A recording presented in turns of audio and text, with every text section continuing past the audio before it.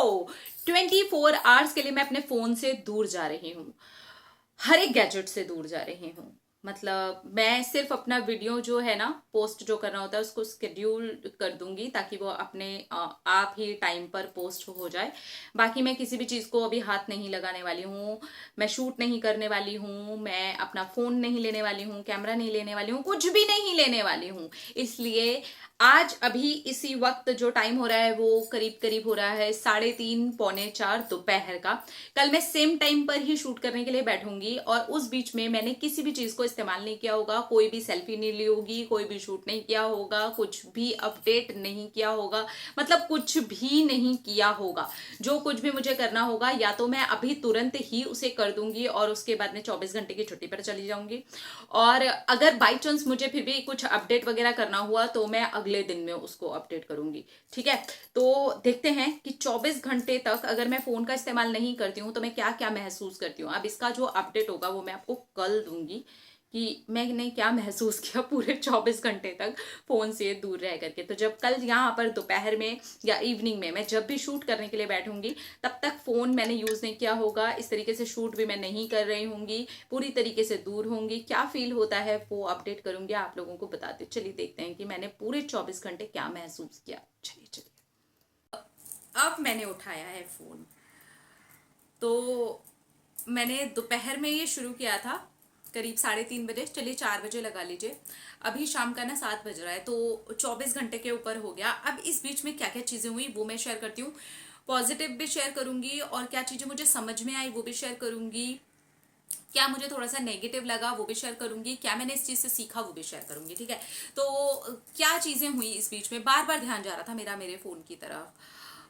मुझे ऐसा लग रहा था कि मैं चेक कर लूं फोन को, पर मैं बार बार अपने आप को याद दिलाती थी नहीं यार मैं तो चैलेंज पे हूँ, मैं तो चैलेंज पे हूँ, मैं तो चैलेंज पे हूँ।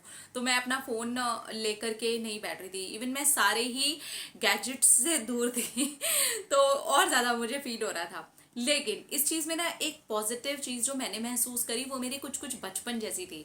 बचपन में टाइम बहुत सारा होता था, फोन और गैजेट्स इतना सारा हम यूज ही नहीं करते थे, तो टाइम होता था खेलने के लिए, बहुत सारा टाइम होता था, फिजिकल एक्टिविटीज करने के लिए टाइम होता था। तो जो मैं बरम के लिए टाइम निकालती हूँ जो कि क्वालिटी टाइम होता है, सिर्फ और सिर्फ उसके साथ खेलने का टाइम होता है जिसमें मेरे पास कोई भी गैजेट नहीं होता है, ये टाइम बढ़ गया था। यही सिर्फ और सिर्फ 24 घंटे के अंदर मैंने इस चीज को महसूस किया। जो मेरा रीडिंग का टाइम होता है वो टाइम बढ़ गया था, क्योंकि बाकी सारे काम मैंने कर लिए, बाकी सारी चीजें मैंने कर ली, खाना बना लिया, घर की सफाई कर ली, घर के सारे काम कर लिए, इनमें तो खैर मुझे फोन की कोई जरूरत ही नहीं है। लेकिन और भी चीजों में जो एक हैबिट हो चुकी है बार बार फोन देखने की, बार बार फोन ले लेने की, वो हैबिट को मैंने एज ए चैलेंज लेकर के जब किया तो मैंने ये नोटिस किया कि मेरे पास टाइम ज्यादा है। जो टाइम की हम दुहाई देते हैं कि अब हमारे पास तो टाइम नहीं है, एक्चुअली वो कुछ कुछ मिनट करके हम बड़ा सारा वेस्ट कर देते हैं फोन पर। ये मैंने अपने पर्सनली ये 24 घंटे के या कुछ और घंटे लगा लीजिए 26 27 28 घंटे के टाइम पीरियड के बीच में मैंने ये देखा कि मेरे पास में यार टाइम है ज्यादा और सारी चीजें करने के लिए। अब एक चीज जो मुझे बार बार महसूस हो रही थी कि कोई कॉल आ जाए तो, क्योंकि ये बात अगर आप में से कोई चैलेंज लेता है तो उसके भी माइंड में आ सकती है, लेकिन फॉर्चुनेटली मेरे साथ ऐसा कुछ चीजें थी नहीं। मुझे जिनसे भी बात करनी थी उनसे मैंने बात कर ली थी, लाइक मेरी मम्मी से मैं रोज डेली बात करती हूँ, तो मम्मी से बात कर ली थी और मम्मी को मैंने बता दिया था कि मम्मी 24 घंटे तक मैं एक चैलेंज पर हूँ, तो 24 घंटे के बाद में मैं आपको खुद सामने से कॉल कर लूंगी। मैंने जब सबसे पहले फोन उठाया तो मैंने अपनी मम्मी और अपने हस्बैंड को ही कॉल किया था, और मैंने अपने हस्बैंड को भी बता दिया था, मतलब मैंने इसको बोला कि मैं 24 घंटे के एक चैलेंज पर हूँ, जैसे ही वो चैलेंज कंप्लीट होगा ना आई विल कॉल यू।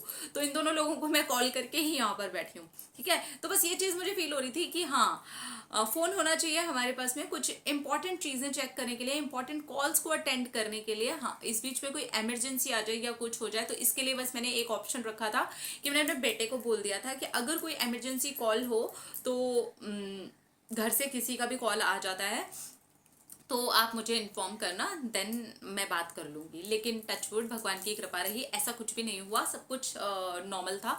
तो 24 घंटे में ये चीज बस मैंने फील करी कि हाँ जिस चीज के लिए फोन है ना हमारे पास में, हम उसके अलावा बहुत ज्यादा अजीब तरीके से यूज कर रहे हैं। तो अब मुझे लगता है कि मुझे इस चीज को अपने अंदर से भी चेंज करना होगा कि जहां पर मुझे लग रहा है कि टाइम वेस्ट हो रहा है, जो इंपॉर्टेंट कॉल्स हैं या कोई मैसेज का रिप्लाई करना है या कोई मैसेज वगैरह देखना है, दैट्स इट।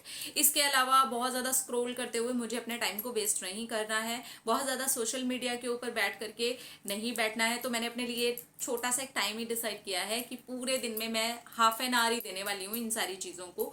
हाँ, फ़ोन वगैरह जो बातें होती हैं, जैसे कि हमें किसी का फ़ोन उठाना है या कुछ इमरजेंसी कॉल आ गया, उन चीज़ों में भी उतना टाइम नहीं लगता कि पूरा पूरा दिन हमारा उसमें टाइम लगा हुआ है। कुछ इमरजेंसी कॉल्स आ गए या कुछ आ गए, तो उन चीज़ों के लिए तो ठीक है, इस चीज़ के लिए फ़ोन होना चाहिए और इस चीज़ के लिए आई थिंक ठीक भी है।